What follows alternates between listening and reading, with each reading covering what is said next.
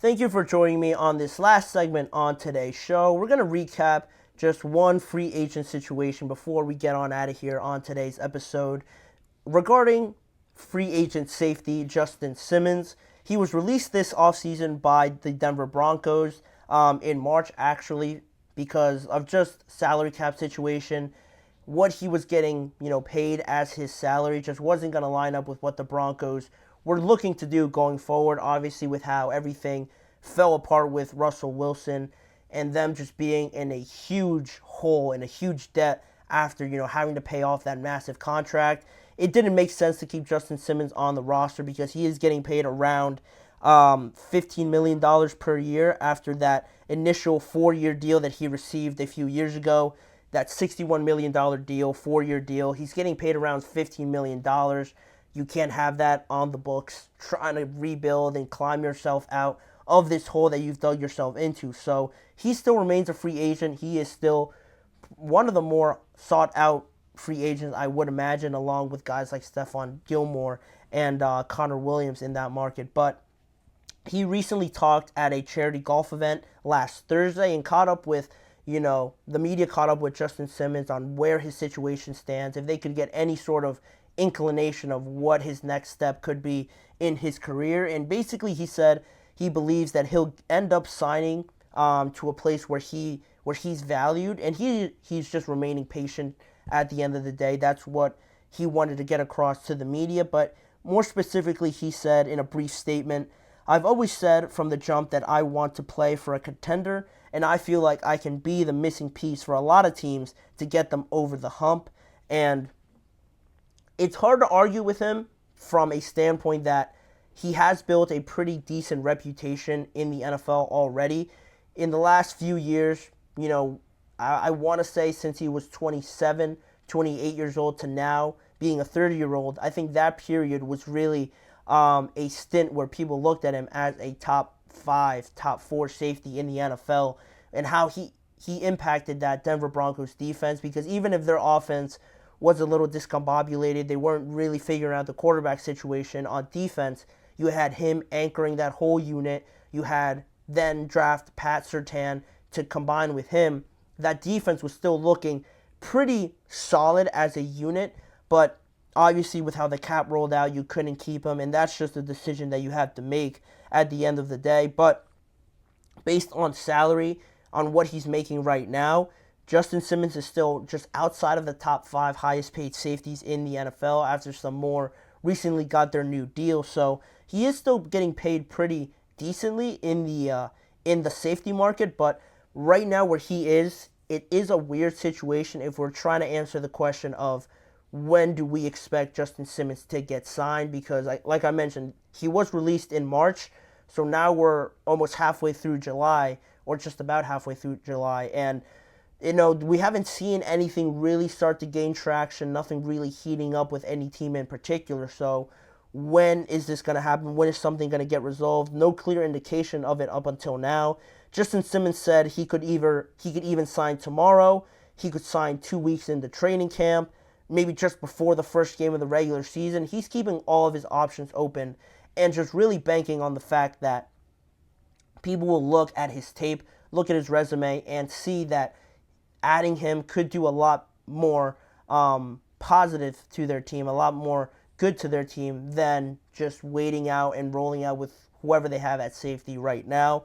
And if you just look at him recently in 2023 with Denver, which ultimately ended up being his last year, he led the team in interceptions with 3. He was second in passes defended with 8. Pat Surtain was first on the team with 12. And he had 70 total tackles at 30 years old. But clearly the Broncos saw that production and it wasn't worth $15 million in salary to them. So he moves on now as a free agent. And where do we stand right now with Justin Simmons? It's tough because if you look at the safety market that I alluded to before, the top 5 highest paid safeties, they're all right now in their first, major big deal. When Justin Simmons got this 4-year, $61 million deal, that was his big payday. That was his first initial market resetting, deal for him. And the Broncos thought that was going to be a good deal. And right now, the highest paid safeties are all in that stage of their career. So they're all young. They're pretty much in their primes right now. And when teams look at a guy like Justin Simmons, they look at him at 30 years old, and that, again, scares them off a little bit, like with the running back market and the cornerback market a little bit as well. When you start pushing 30, 31 years old, I think Stephon Gilmore's at least 32 or something like that.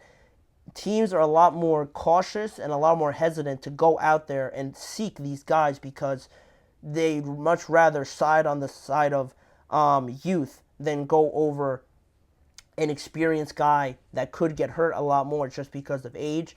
The health is always a major concern with these players, and I think I talked about it before in a previous segment, talking about Stephon Gilmore actually, on how it's so tricky with corners and safeties because right now where they stand as veteran players in this league, if they want to truly make an impact, they have to be in and around the ball. They have to be making plays, get deflections, get interceptions, and then just be around the ball. Just be a menace everywhere on that secondary. But with how the NFL is rolling nowadays, with how quarterbacks are, and to the level that they're playing, and that the offenses are getting so much more creative, there's so much more leeway for the offensive side of the ball than the defensive side of the ball.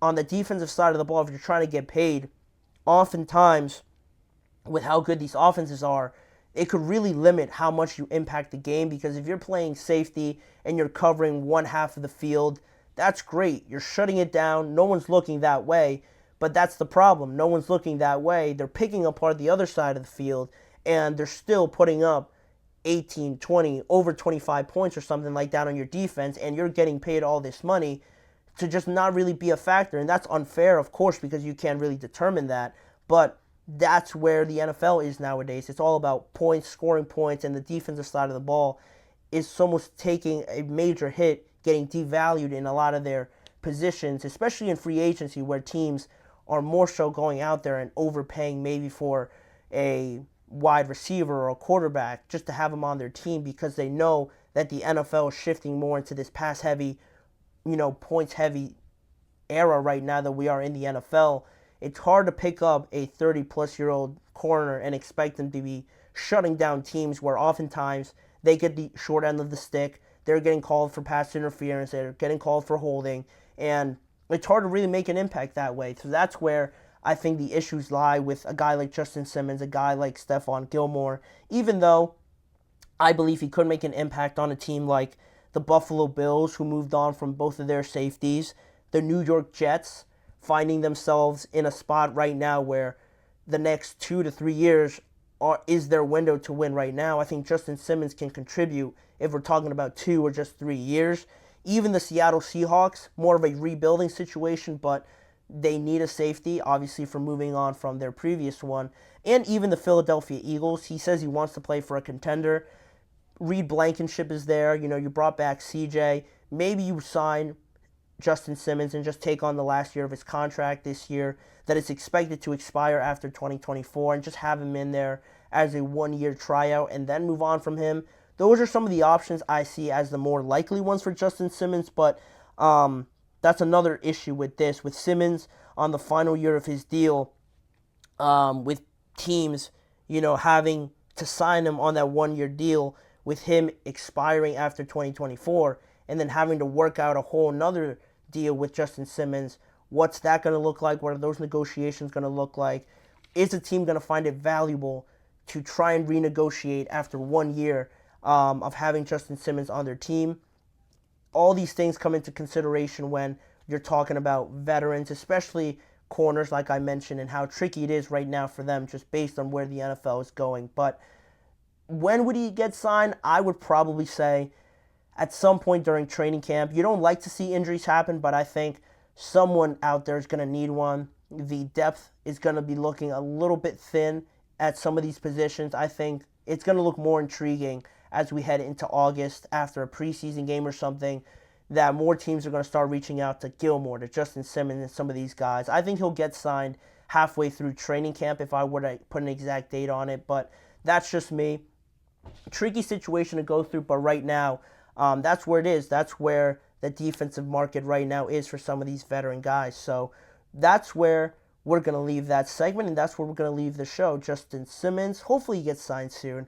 I think he still has a lot to give. But that'll wrap it up for this episode of the GSMC Chip Shot Football Podcast. I want to thank you guys for tuning in.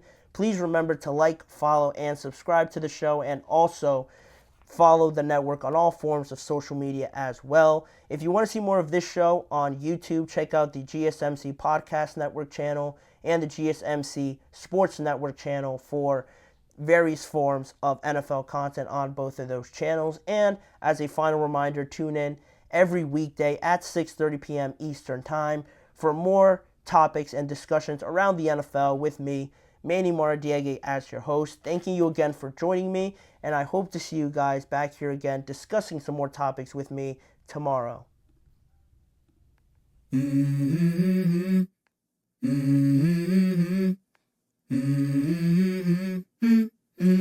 Let's go. I wake up to a little bit of drool on my pillow, feel like it's gonna be a bad day. Yeah, I'm tired of shit, and the coffee ain't hit yet, damn, ain't that great. I don't wanna go to